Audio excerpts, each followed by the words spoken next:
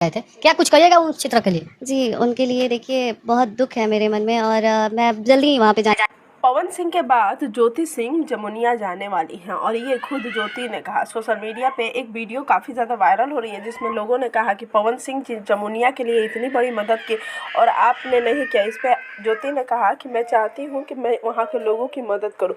Social media पे ज्योति सिंह ने ये कहा है कि वो बहुत बड़ी मदद करने, ये तो क्या पवन सिंह से भी बड़ी मदद ज्योति सिंह करने वाली है तो जमुनिया के लोगों पर यह बात कुछ और है। तो वो तो समय आने पे पता चलेगा, लेकिन जमुनिया के लोगों के लिए ये बहुत बड़ी सौगात होगी कि पवन सिंह के बाद ज्योति सिंह भी वहाँ पहुँचेगी। सोशल मीडिया पे जमुनिया को लेकर जितनी ज़्यादा चर्चाएं हो रही थी उतने ही बढ़ चढ़कर जितने भी सेलिब्रिटी हैं और ऊपर से ज्योति सिंह जो कि सेलिब्रिटी भी नहीं है, अपने पति के नाम के कारण वो जमुनिया जा रही है, तो सोशल मीडिया पे उनका काफ़ी बड़ाई हो रहा है। अब देखते हैं कि ज्योति सिंह वहाँ जाती है नहीं, वो तो समय ही बताएगा।